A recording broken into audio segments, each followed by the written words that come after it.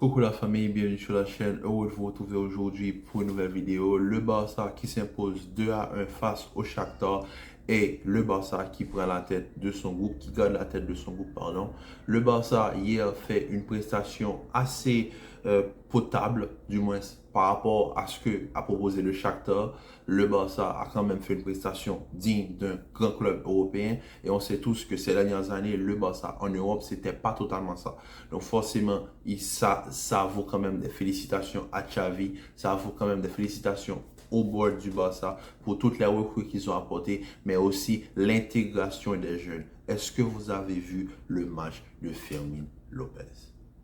Fermín Lopez, depuis la pré-saison, depuis ce but contre le Real, il ne prend que du galon le petit.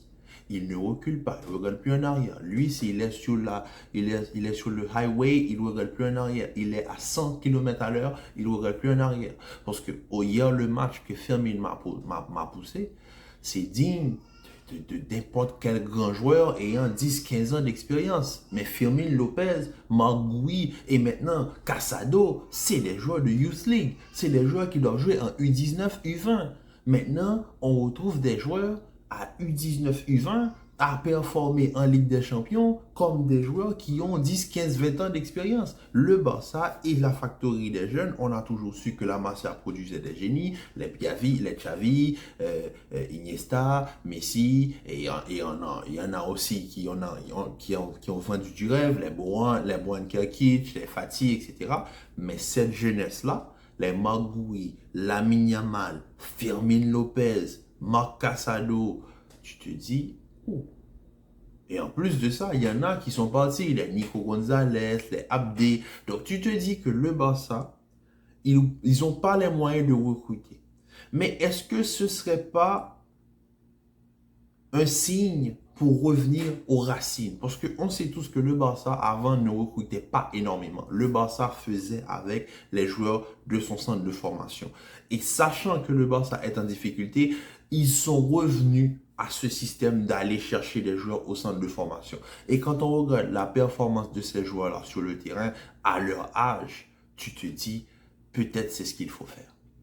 J'entends les gens dire que oui, la Masia a sauvé le Barça. Non, la Masia a toujours été la fondation même de l'équipe du Barça. Le Barça avait perdu son identité avec les différents présidents qui sont passés en allant recruter à l'étranger. Là, le Barça retrouve son identité en utilisant les jeunes de son centre de formation. Et aujourd'hui, Fermín Lopez, Casado et Magui, Lamine Yamal, ils sont top niveau. Il n'y a rien à dire. Top performance de la part de Fermín Lopez. Il peut marquer de la tête. Il est offensif. Il arrive à faire des crochets pour éliminer. Il est froid. Et ça, c'est une chose que j'apprécie énormément chez lui. Je l'ai vu face au Real quand il a marqué son but.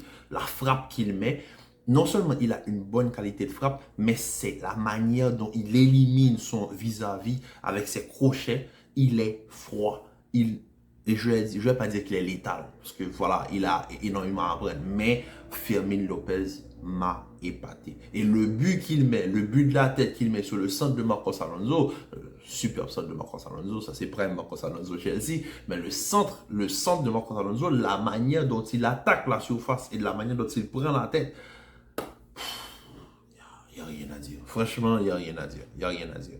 Donc, Fermín Lopez, franchement, bravo. Bravo, j'ai juste ça à dire, bravo.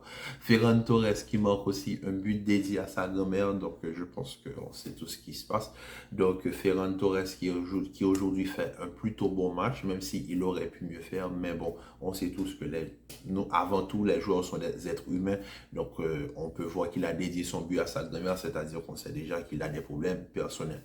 Wow, Félix, il continue à briller encore et encore, plus ces matchs passent, plus il prend du galon et plus Wow Félix revient le Joao Félix du Benfica. Pas le Joao Félix de l'Atlético, le Joao Félix du Benfica. On retrouve un Joao Félix qui est dans le pur jeu du tiki-taka. C'est le joueur, pour moi, c'est le joueur qui embellit encore plus l'attaque du Barça, c'est Joao Félix. Et je me rappelle avoir dit ça à un fan du Barça, Joao Félix, c'est le joueur qu'il faut au Barça. Maintenant, est-ce que le Barça va pouvoir concrétiser le transfert en fin de saison? Tout dépend de quel tournoi, quel bon, on va dire, quel championnat ils vont remporter et les primes, est-ce que les primes seront assez élevées parce que l'Atlético ne demande que pas moins que 90 millions, 80 millions. En tout cas, Roméo aujourd'hui, sur le but du Shakhtar, franchement, Roméo aussi, il a tué l'action, franchement. Parce que déjà, quand tu as un latéral comme Cancelo qui monte à outrance et qui ne revient pas en arrière, tu as les défenseurs centraux comme Araujo qui vont couvrir le côté. Maintenant, quand Araujo se fait prendre dans le dos avec une passe profondeur, la moindre des choses, c'est que ton numéro 6 poursuive l'attaquant. Qui poursuivent l'attaquant afin de le gêner, afin que l'autre défenseur central arrive à couper sa course. Roméo s'arrête. Il s'arrête. Je ne sais pas pourquoi. Il s'est arrêté. La balle est partie. Araujo est pris. Lui, il est en course. Je ne sais pas pourquoi. Il s'arrête. Il ralentit. Il s'arrête. Et là, c'est vraiment quelque chose que je n'ai pas compris. Mais bon, bref, je pense que... Voilà quoi. C'est Roméo, c'est pas...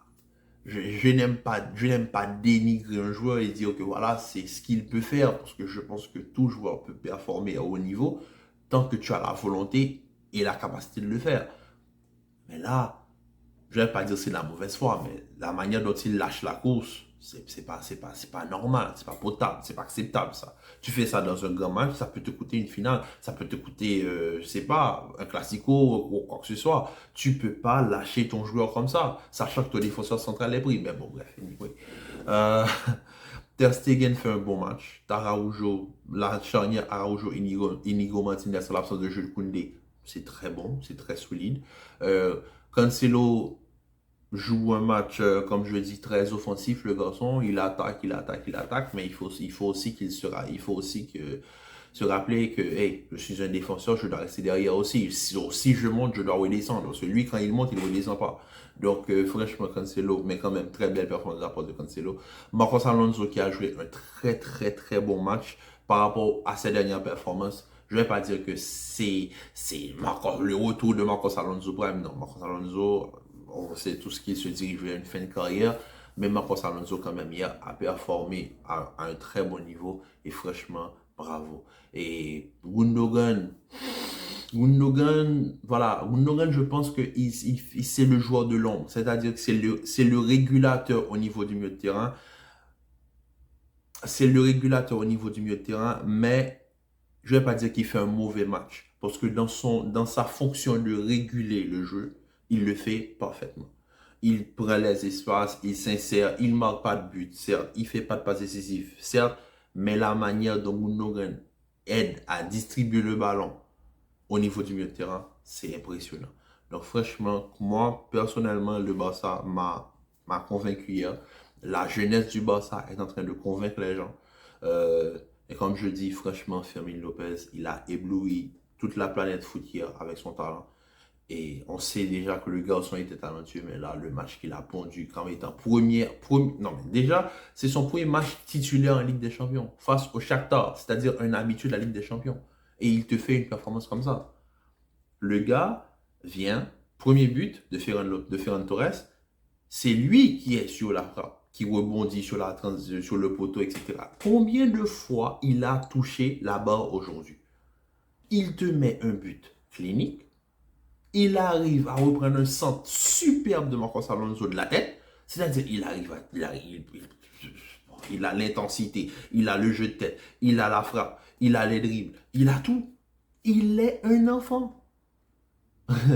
Et moi, juste pour revenir sur le Classico qui arrive, si le Real perd devant le Barça, et je suis sûr que les fans du Barça, vous allez être d'accord avec moi, on va tous commencer à entendre certaines polémiques, c'est-à-dire Bellingham contre Fermin Lopez.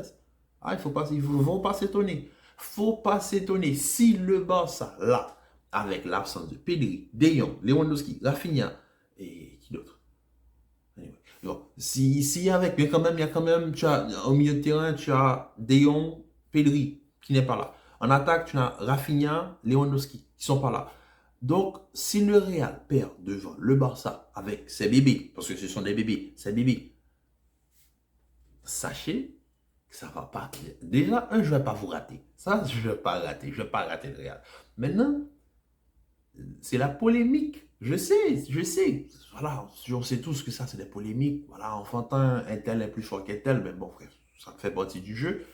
Mais le Real, vous avez pas Thibaut, ok. Vous avez pas Militao, ok. Mais vous avez une équipe solide. Et vous n'avez pas intérêt à perdre devant ces enfants. Parce que ça va être salé. Ça va être très salé. Pareil. Et le Barça, franchement, cette jeunesse-là, ils peuvent nager dessus. Ah oui, tranquille. Les Magouilles qui marquent en bout de 29 secondes, les Fermin Lopez qui te sortent des top performances en Ligue des Champions. Les quatre maintenant, on n'a même pas encore digéré Magouille, il te met Casado. En tout cas, le Barça et sa factory, on a toujours su que la Masia produisait des génies, mais bon, en tout cas, c'est un plaisir de les voir jouer. Et Fermin Lopez, franchement, top performance là, au niveau d'hier. Et franchement, j'ai été ébloui par Fermin Lopez. Je savais qu'il était bon. Depuis le Classico de la précision, j'avais vu qu'il était bon. Mais là, waouh, j'étais devant la télé. Et au fait, je sais pas si c'est quelque chose, bon bref, ça c'est moi, mais j'imagine Fermin jouer comme ça devant le Real, il n'y a pas moyen que le Real gagne. Parce que l'intensité que Fermin met au niveau du milieu de terrain, si tu n'alignes pas ton Camavinga, Valverde et Tchouaméni pour répondre à cette intensité, t'es mort. Si tu m'alignes Modric ou Kroos, t'es mort. L'intensité que ces bébés-là mettent sur le terrain, si tu m'alignes les mammouths face à ces bébés, on verra. En tout cas, sur ce, la famille, je vous dis à très bientôt pour une nouvelle vidéo. Commentez, likez, partagez. Restez en paix et en santé. Et on se dit très vite pour une nouvelle vidéo.